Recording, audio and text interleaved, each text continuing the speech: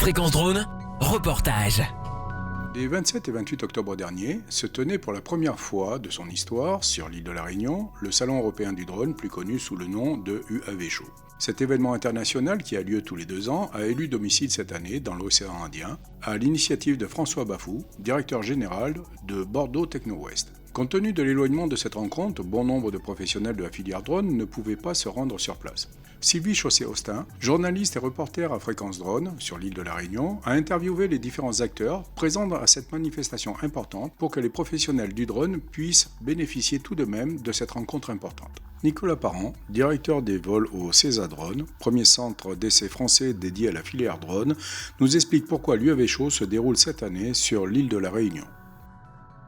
L'année dernière, M. Bafou, directeur général de Bordeaux Techno-West, a participé à Aéroplace et a parlé de notre salon de drone qu'on organise tous les 2 ans à Bordeaux. Et du coup, cette idée a germé sur l'île de la Réunion par l'intermédiaire d'Aérotech OI, qui a souhaité organiser cette année le salon du drone en parallèle du salon de l'emploi. Et a demandé à Bordeaux Techno-West et César Drone de les accompagner sur le développement du salon à l'île de la Réunion. Effectivement, Guillaume Branlat, président de l'association Aérotech OI et président du directoire de l'aéroport Réunion Roland-Garros, nous confirme avoir été contacté par François Bafou. C'est venu l'année dernière. Le président de l'UAV Show était en visio avec nous et il nous a lancé une perche et on l'a saisi. Voilà. L'UAV Show, donc, qui est le salon européen du drone professionnel, se tient d'habitude en Europe.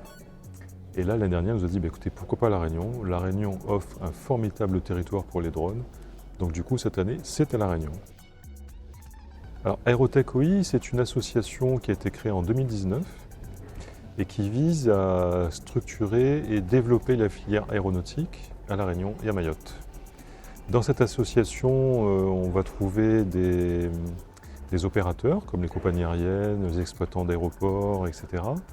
Et aussi des pouvoirs publics, je dirais, avec l'État, la base aérienne, avec les chambres de commerce, avec le département de Mayotte, la région Réunion. Il y a également donc un projet de centre d'essai et d'expérimentation. Alors ça, c'est très technique, donc je ne vais pas rentrer trop dans les détails, mais en tout cas, le drone est une machine volante qui ne doit pas perturber le trafic aérien qu'il y a déjà autour de lui. Donc ça repose sur des règles, sur des déclarations, des licences, etc. Et donc avoir un centre d'expérimentation et d'essai à La Réunion, ça permet justement de structurer tout ce référentiel de sécurité autour du vol du drone. On sait quand il devrait voir le jour, ce centre ? On espère d'ici 2-3 ans. Alors, quelles sont ces sociétés qui participent cette année au salon ?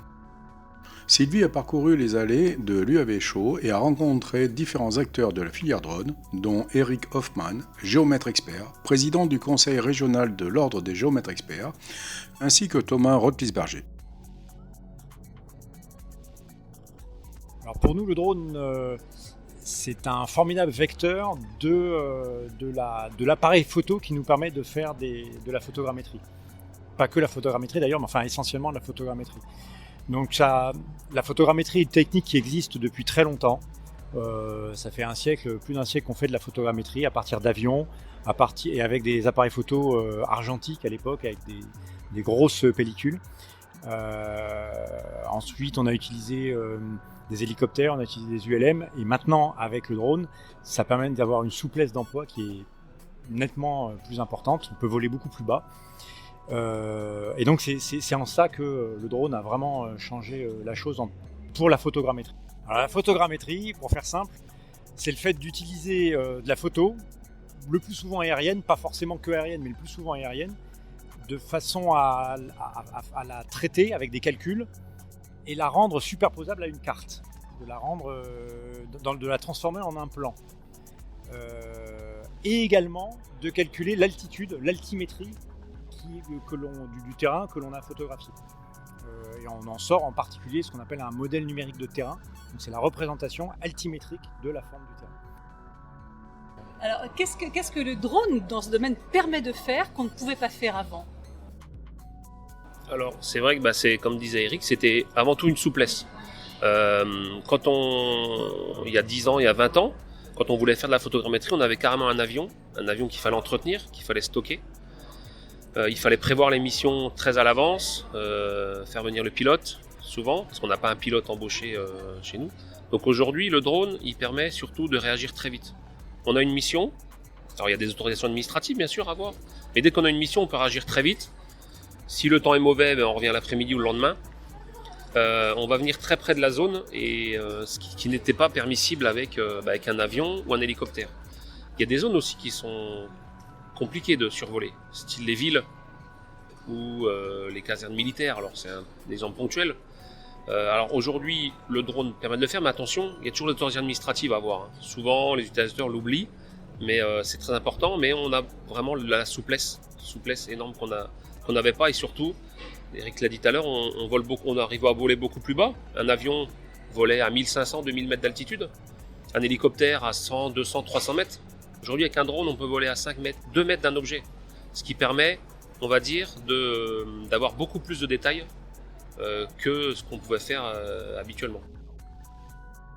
Alors, comme viennent de nous l'expliquer Eric et Thomas, un géomètre, ça a besoin de coordonnées précises pour réaliser leur captation photogrammétrique. Justement, c'est le travail d'Alexia Tran, chargée de communication et de marketing à la société Teria, qui était présente sur ce salon. Teria propose un service de géolocalisation de haute précision centimétrique. On a été initié par l'Ordre des géomètres experts en 2005, qui voulait se doter d'un outil de mesure de précision. On s'est par la suite développé dans divers domaines d'activité, qui sont notamment l'agriculture de précision, les travaux publics, les géomètres topographes bien évidemment, la ville intelligente ou encore les drones, ce pourquoi nous sommes présents à l'UAV Show aujourd'hui. Alors vous, ce que vous proposez est au service des drones. Vous n'utilisez pas le drone, mais vous servez le drone. Exactement. Alors pour un petit peu vulgariser la chose sans rentrer dans le domaine technique, on fournit finalement un réseau de géolocalisation de précision, comme ce que pourrait fournir un réseau de téléphonie par exemple aux utilisateurs pour passer des appels et autres. Vous avez parlé de ville intelligente aussi, qu'est-ce que ça veut dire et qu'est-ce que vous apportez dans ce domaine? Alors à aujourd'hui, nous travaillons notamment avec les transports en commun, donc le tramway, qui aujourd'hui, il y a pas mal de tests si vous voulez qui sont faits pour notamment connaître par exemple des qualifications assez spécifiques du type les feux, quand est-ce que le feu peut démarrer au rouge, au vert, etc. La vitesse à laquelle va le tramway, est-ce que ça influe du coup, est-ce que le comportement du chauffeur influe sur la qualité de la conduction du tramway. Autre acteur de la topographie aérienne présent à ce salon, l'avion jaune. Marion Oulès, ingénieur en traitement d'images, associé de la société, nous présente les origines du nom l'avion jaune. L'avion jaune est né de l'idée de 3 fondateurs, dont 2 à la base étaient modélistes, qui faisaient voler pour leur plaisir des drones, enfin des modèles réduits. Et les 2 peignaient leurs avions en jaune parce que c'est une couleur qu'on voit très bien dans le ciel. Et l'idée du nom est venue de cette petite anecdote. Alors quelles sont les activités de l'avion jaune? Comme je vous disais, on est spécialiste de la cartographie aérienne, donc on a nos propres drones et notre avion léger, qui est un avion de type Savannah. Et on embarque des capteurs, donc photos, lidar, et on survole le sol pour prendre des photos ou faire des scans du sol. Alors dans quel cadre se déroulent vos opérations et pour quel type d'entreprise? Marion Oulès, commerciale à l'avion jaune. Alors, ce qui est intéressant dans notre structure, c'est qu'on a des applications très variables et donc des profils de clients très variés aussi. On travaille dans l'environnement, l'écologie, l'observation en milieu marin. On travaille aussi avec des industriels sur leurs projets de développement d'infrastructures ou de surveillance d'infrastructures. On travaille beaucoup aussi en archéologie, notamment en métropole. Récemment, on a travaillé sur un projet emblématique qui est la cartographie des châteaux cathares dans le sud-ouest de la France dans le cadre de la classification des châteaux au patrimoine mondial de l'UNESCO. Donc voilà, on a beaucoup d'applications dans notre secteur d'activité. Quelle est la raison de votre venue à La Réunion sur ce salon? On participe cette année à l'UAV Show à la Réunion pour présenter le drone Trinity, qui est un drone VTOL du fabricant allemand Quantum System. Donc la particularité de ce drone, c'est que c'est un drone à voilure fixe, donc c'est-à-dire qu'il couvre de grandes surfaces avec une très grande autonomie qui varie de 1 heure à 1 heure et demie suivant le capteur qu'on embarque sur ce drone et qui a la particularité de décoller et d'atterrir à la verticale. Et puisque l'on parle de la relation entre l'avion et le drone, tournons-nous vers Antoine Fleischmann, directeur général et cofondateur avec son ami Thierry de Boisvilliers de la société Patrolaire. Patrolaire est né d'une idée. Nous avons tous les deux été représentants d'Airbus dans des réunions organisées par l'OTAN sur le lien qu'il pourrait exister entre un hélicoptère et un drone, ou un engin non habité, donc un drone. On appelle ça le MUMTI, Man Unmanned Teaming. Nous avons décidé de nous associer dans le but de créer, et on sait que le besoin est là, un centre d'essai et de formation ici à La Réunion. Donc on trouve sur le marché et même en local beaucoup d'écoles qui forment au drone mais au pilotage. Nous formons à la mission. C'est une autre approche. Nous avons nous-mêmes commencé avec un organisme local à former des jeunes à l'initiation au drone. C'est une première pierre qui, par la suite, devrait aboutir à un centre de formation professionnel. On y proposerait un service complet de l'essai de prototypes jusqu'à la qualification de drone, formation de télépilotes, mise en place de ce qu'on appelle les concepts opérationnels, qui sont des documents qui sont obligatoires maintenant auprès de l'autorité, l'aviation civile, pour pouvoir opérer professionnellement un drone. À ma connaissance, ce qu'on a l'intention d'implanter ici est relativement unique. Il faut avoir en tête que le marché du drone, pour faire simple, il démarre maintenant. L'ambition d'Antoine s'explique par sa rencontre avec Olivier Gardet, directeur technique du service des pistes de la vallée des Bellevilles, le plus grand domaine skiable au monde. On fait partie du plus grand domaine skiable du monde qui s'appelle les domaines des Trois-Vallées. Voilà, où il y a encore Mérivelle et Courchevel. Alors quel lien avec le drone? Alors justement, c'est assez bizarre. On a, avec mon directeur général qui est Benjamin Blanc, on a vu qu'il y avait vraiment une nécessité d'avoir une vision rapide et puis une vision un peu plus globale, notamment en termes de sécurité civile pour nous, et qui sont la plupart du temps pour faire... vraiment, on a eu l'efficacité et le besoin, c'est de la reconnaissance sur des avalanches hors piste. Et de fait, dans mon passé, et moi je suis télépilote professionnel depuis 2013, enfin on va dire début 2014, voilà, on a associé un petit peu ma capacité par rapport au drone que j'avais, l'appareil que j'avais. On s'est aperçu que suite à une avalanche qui était assez difficile d'accès ou qui était hors piste, parce que les avalanches, forcément on ne peut pas sécuriser tout. Nous, notre métier, c'est de sécuriser les domaines skiables, mais hors domaine skiable, eh bien, c'est rendu la nature et heureusement. Et donc il y a toujours des risques et des skieurs qui passent là-bas. Et eh bien, on a projeté le drone, on s'est aperçu que rapidement on avait une visibilité globale de l'avalanche. Alors imaginez-vous que quand on arrive sur une avalanche en ski, où des fois on a des blocs qui font plus de 2 mètres parce que la neige casse, le principe de l'avalanche qui descend dans une zone de dépôt, on n'a pas de visibilité globale du théâtre d'opération. Et des fois ça peut être très grand, hein, on peut avoir jusqu'à 1000 mètres carrés, même des fois plus de surface à traiter, en sachant que justement on ne sait pas s'il y a des personnes dessous en dessous ou pas. Et tant qu'on n'a pas la certitude qu'il n'y a plus personne, on fait comme s'il y avait quelqu'un. Il faut savoir qu'une avalanche, la durée de vie est de 20 minutes en moyenne. Donc, là, la montre, elle tourne. D'où l'efficacité du drone, ou l'importance du drone, justement. Et Olivier Gardet revient sur sa rencontre avec Thierry de Boisvilliers et Antoine Fleischmann. Thierry et Antoine de Patrolaire nous ont proposé de dire nous, on est capacité de vous amener cette partie aéronautique, que ce soit aussi bien en consulting qu'en formation. Et on a pris les deux. et de cartes. Donc du coup avec eux, ils nous ont formé nos télépilotes déjà à la première mouture. Ensemble, on a créé un stage où j'étais le premier participant aussi, on était 4, pour pouvoir créer ce fameux stage de drone d'excellence en montagne, avec spécialité vraiment de pilotage pendant une semaine en montagne. Et du coup, au niveau consulting, parce qu'on a besoin de faire une PDRA pour avoir on ne peut pas se permettre de partir en mission en mettant une notification à 5 jours ou la veille en SVE par exemple. Et nous voici revenus sur le centre d'excellence tel que le précisait Antoine Fleischmann, directeur général de Patrolair.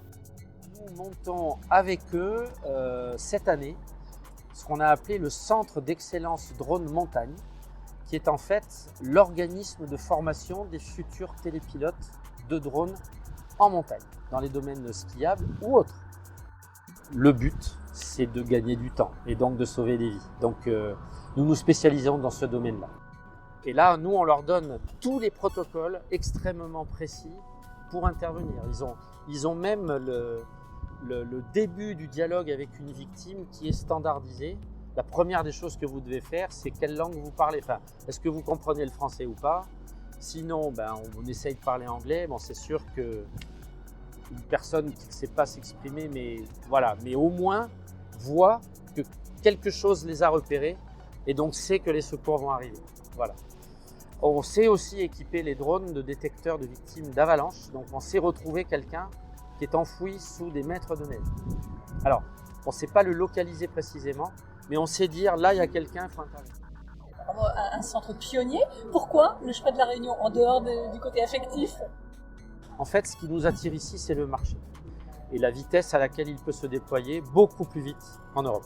En matière de surveillance côtière, en matière, ce que je viens d'expliquer sur le monde de la montagne en métropole peut se transposer ici sur l'île, qui est quand même dotée d'un relief extrêmement dangereux, fascinant mais dangereux. Le transport. Et Olivier Gardet précise que on a aussi beaucoup de projets de recherche-développement en R&D, donc vous avez parlé tout à l'heure la recherche de victimes d'avalanche avec les détecteurs. On a aussi un bon projet depuis quelques années sur le déclenchement d'avalanche avec un drone. Alors, on s'est mis sur un autre volet, un volet qui est plus gaz là-dessus, avec la société TAS du groupe MND, qui eux sont leaders justement avec le déclenchement d'avalanche fixe, ce qui s'appelle les GazEx, c'est une contraction de gaz explosif, qui sont un peu les leaders mondiaux là-dessus. On a un sujet en recherche-développement là-dessus, d'associer l'explosion par gaz avec le drone, qui peut être très très utile. Autre interlocuteur de Sylvie, Patrice Le Foll, dirigeant de la société Drone Engineering System. Alors le siège de la société est basé à Bordeaux. On a aujourd'hui une antenne sur la Réunion depuis presque un an. On veut développer aujourd'hui sur l'île des systèmes en fait qui sont pas adossés à l'utilisation du drone, notamment la démoustication par drone.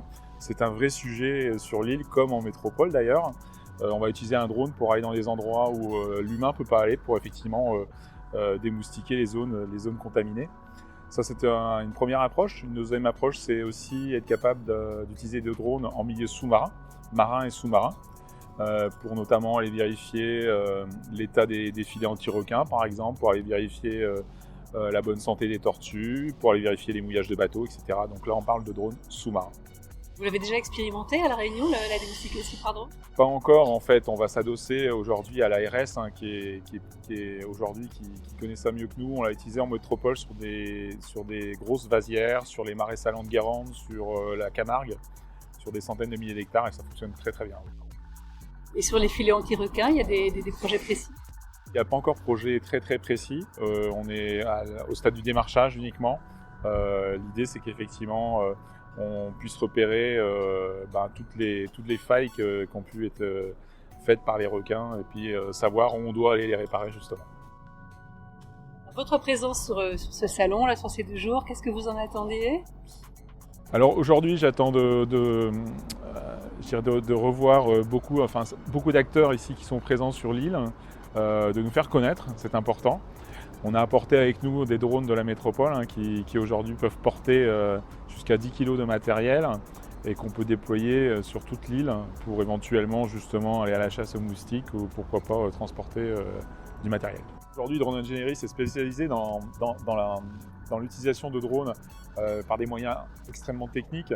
L'idée, effectivement, c'est de trouver des niches de marché où on va fabriquer nos propres drones qui vont être vraiment utilisés de manière très précise dans beaucoup de domaines. On fait aujourd'hui en métropole, on nettoie des églises aujourd'hui par drone, des clochers qui sont à plus de 50 mètres de haut. On est capable de, la dernière exemple en date, j'ai nettoyé entièrement l'hôtel du Palais à Biarritz pour le grand hôtel par drone. Donc on a tendance à répondre à un cahier des charges spécifique du client et on développe avec ça justement nos propres drones qui sont vraiment spéciaux. Il en existe très peu aujourd'hui. Bon. Par ailleurs, aujourd'hui, Drone Engineering a fait l'acquisition du premier drone européen en milieu confiné qui vient d'être, que l'on a réceptionné il y a 15 jours. Donc ce drone aujourd'hui va aller inspecter une usine, la plus grosse usine hydroélectrique d'Asie du Sud-Est, où les cheminées de l'usine, du barrage, en fait c'est un barrage, font plus de 200 mètres de haut, et en équivalent, 60 étages, où le drone va rentrer dans cette cheminée et va l'inspecter entièrement. Le projet est prévu, le départ est prévu dans 15 jours pour une mission d'une semaine. Pour ça, vous avez construit un drone spécifique également? Alors pour ça, on s'est appuyé sur un constructeur suisse qui est basé à Lausanne, qui a vraiment la haute technicité. C'est un drone qui coûte plusieurs dizaines de milliers d'euros. Donc on a vraiment besoin de s'appuyer sur de la haute technologie, avec un éclairage absolument fantastique, et puis surtout une vision et des fréquences d'utilisation qui sont particulières, surtout à la hausse, pour le coup. Nous poursuivons maintenant la visite des stands du salon de l'UAV Show. Sylvie nous propose de découvrir le premier constructeur de drones réunionnais, Rémi Albert, cofondateur de la société Fly Air, avec son partenaire François Varigas. Fly Air a développé et validé un concept unique d'avion à aile rhomboïde, faisant de leur société une des seules à maîtriser cette formule aérodynamique particulière et économique. Mon partenaire, François Varigas, cofondateur de la société, et moi-même avons une longue expérience de l'industrie aéronautique et dans les avions, les hélicoptères et les drones dès l'origine des drones. Nous sommes arrivés à un stade de notre vie où nous avions envie de créer quelque chose et compte tenu de notre expérience, de notre savoir-faire et en particulier celle de mon partenaire qui est un designer aérodynamique réputé, nous avons décidé de créer cette société de fabrication de drones professionnels. En quoi le salon UAV Show à Saint-Denis-la-Réunion est important pour vous? Alors, le salon UAV Show, qui est couplé au salon de l'emploi, présente deux intérêts pour nous.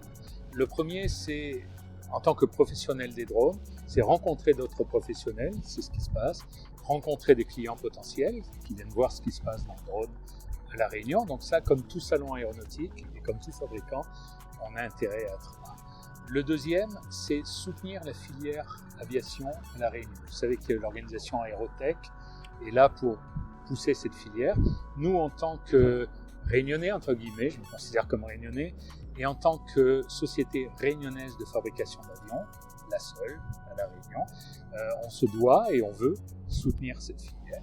Le troisième aspect, c'est l'aspect de l'emploi. Moi, j'étais ravi pendant ces 2 jours, enfin hier et aujourd'hui, d'avoir des étudiants, des écoliers même, qui viennent me voir en me disant « Monsieur, comment on fait pour travailler là-dedans ?» C'est un plaisir pour moi de partager ça et de leur donner des conseils. Être l'unique fabricant de drones à La Réunion, c'est un avantage ou un inconvénient? Voilà, c'est une question... Ok. Je pense que d'être à La Réunion, c'est un avantage. D'être unique, non. Pourquoi? Ça ne nous apporte rien d'être les seuls, à part le titre d'être le seul fabricant de drones. Mais d'ailleurs, l'organisation d'Aérotech OI est là aussi pour faire venir d'autres fabricants. Et nous, on est dans notre niche, dans notre domaine. Des gens qui feraient des petits drones de loisirs, ben, ça ne pourrait être que bénéfique pour nous. Ça ferait grandir la filière sans être de la compétition. Donc je dirais, il y a des deux, avantages et inconvénients.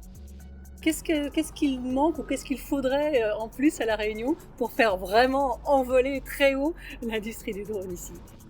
Donc chez Fly Air, notre personnel est réunionnais. On a des ingénieurs de haut niveau, qui sont des super-héros, qui ont travaillé dans les bureaux d'études de chez Dassault, Airbus et autres, et qui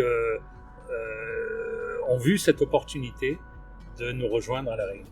Donc il y en a beaucoup, moi je reçois tous les jours des CV de jeunes réunionnais qui ont eu leur diplôme en métropole et qui aimeraient bien rentrer sur l'île. Donc la volonté elle est là, la motivation elle est là, il faut juste créer les filières, il ne faut pas être trop orgueilleux, le drone c'est très bien parce que c'est à échelle humaine.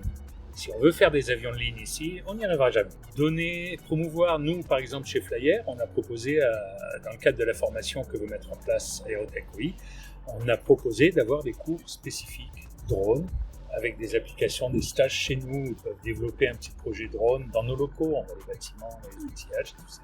Donc tout ça doit se mettre en place. Je pense que le potentiel est énorme à la Réunion. François Mallet, chargé de mission innovation et réseau à la Technopole de La Réunion, fait écho aux propos de Flyer. La filière drone, je ne sais pas si on peut déjà parler d'une filière, en tout cas il y a une filière émergente, ça c'est sûr, qui arrive, qui en a encore assez balbutiement, parce que forcément, quand on lance un sujet tech, un sujet innovation comme ça prend du temps à émerger, il faut avoir en général 1 ou 2 champions qui commencent à sortir, à montrer la route avant que tous les autres derrière se disent « Ah mais en fait c'est possible aussi à La Réunion ça, d'accord ». Donc ça vient petit à petit, mais je pense qu'il y a un beau potentiel vu le territoire. Alors des locomotives, il y en a quand même une ou deux, je pense à Flyer entre autres. Qu'est-ce qui manque pour que ça démarre, que ça décolle encore plus? Qu'est-ce qui manque? Globalement, il manque un peu les mêmes choses que pour le reste de l'écosystème d'innovation. Il nous manque des financements. À certaines étapes du projet, c'est encore compliqué, enfin des projets d'innovation, c'est encore compliqué de se faire financer. Et surtout, quand on a des gros problèmes de R&D comme ça, voilà, le drone, ça nécessite de faire beaucoup d'heures de vol avant de pouvoir les faire agréer. Donc, il y a du boulot et il faut pouvoir financer ces projets-là. Quand on veut faire de l'innovation, il peut y avoir des problématiques sur les matériaux, il peut y avoir des problématiques sur un certain nombre de choses qui nécessitent du temps, de la recherche et du coup des financements.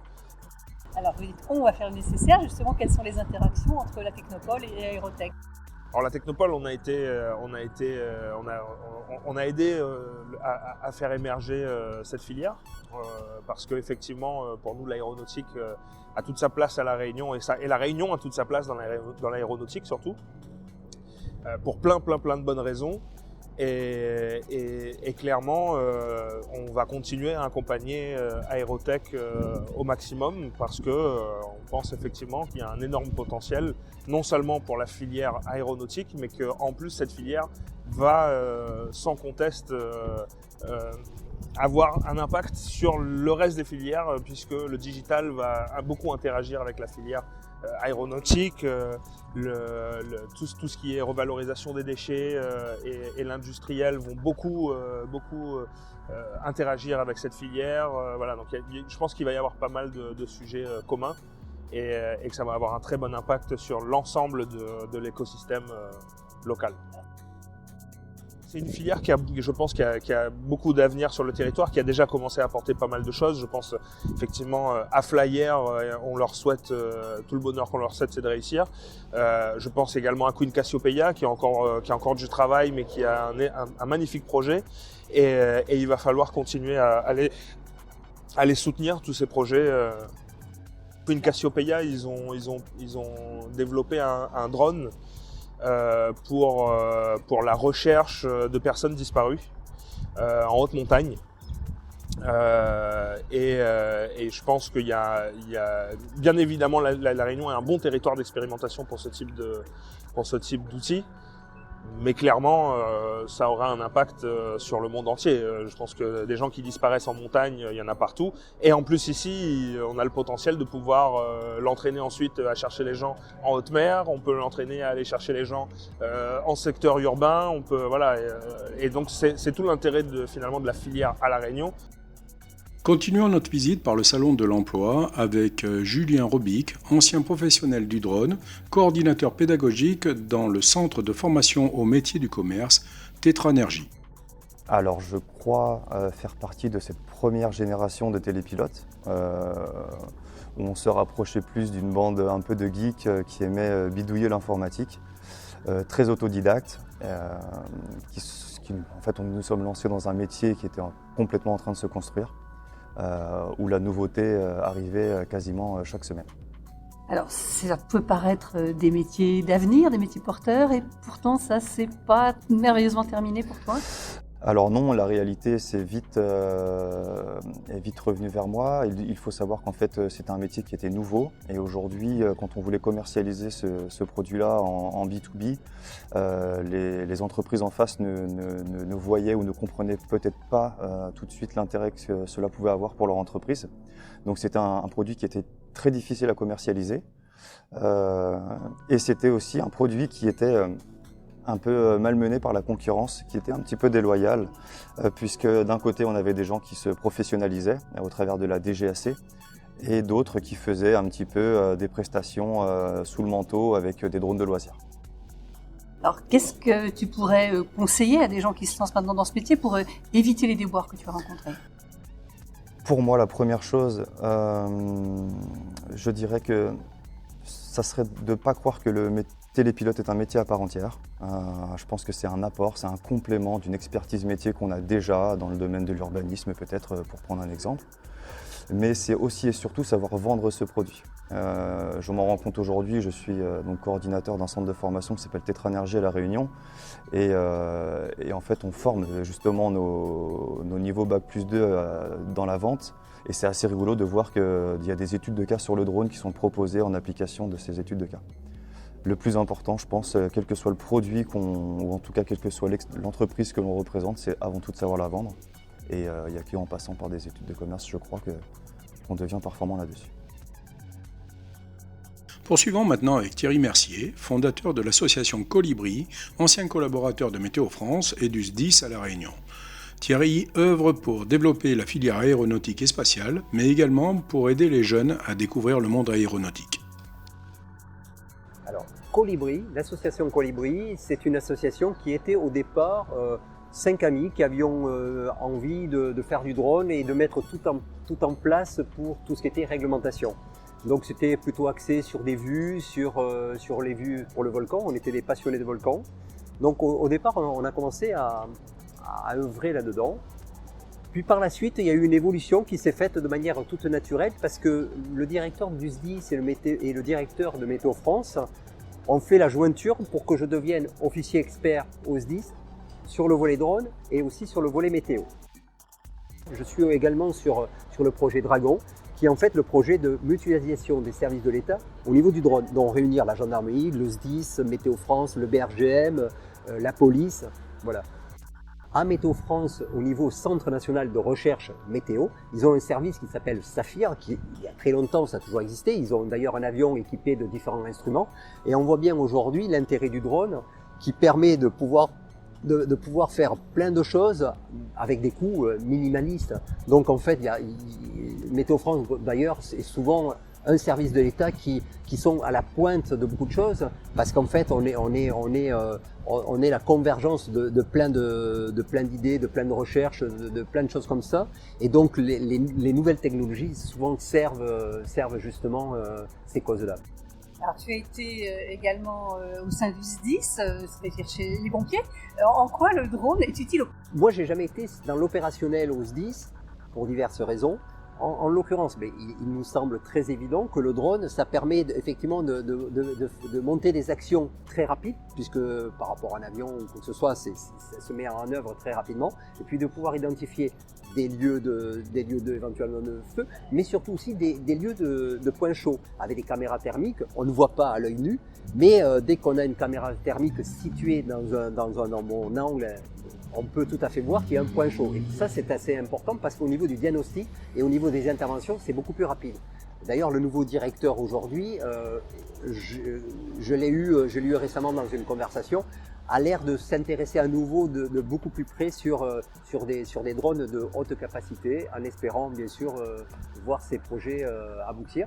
Mais il est évident que l'aide à la sauvegarde des personnes et des biens, ces nouvelles technologies vont aider à tout cela sur des coûts bien moindres. Parce qu'en fait, on était toujours en capacité avec des hélicoptères, tout ça, faire des choses. Bien que le drone peut aller à des endroits que l'hélicoptère ne peut pas forcément aussi. Donc il y a quand même aussi une aide à la décision qui est primordial et surtout pour des services comme le SMIS. Alors là, tu es sur l'UAV Show de Saint-Denis de la Réunion en visiteur. Qu'est-ce que tu en penses? Ben déjà, alors ce qu'il y a de bien, je trouve, c'est il y a eu le congrès, enfin, il est venu sur le salon de l'emploi. Et c'est cohérent parce que l'emploi, c'est aussi l'emploi dans l'aérien. Et donc, ça part d'une même synergie. C'est les jeunes viennent pour de l'emploi, mais c'est vrai qu'à La Réunion, la filière aéronautique est mal connue. Et justement, de pouvoir amener des jeunes à venir voir ce qui se passe dans l'aérien, c'est peut-être pas plus mal, parce que l'aéronautique n'est pas que pilote ou steward. L'aéronautique, c'est des centaines et des centaines de métiers qui tournent autour de l'aérien, mais qui sont très spécifiques et qui sont ô combien valorisants.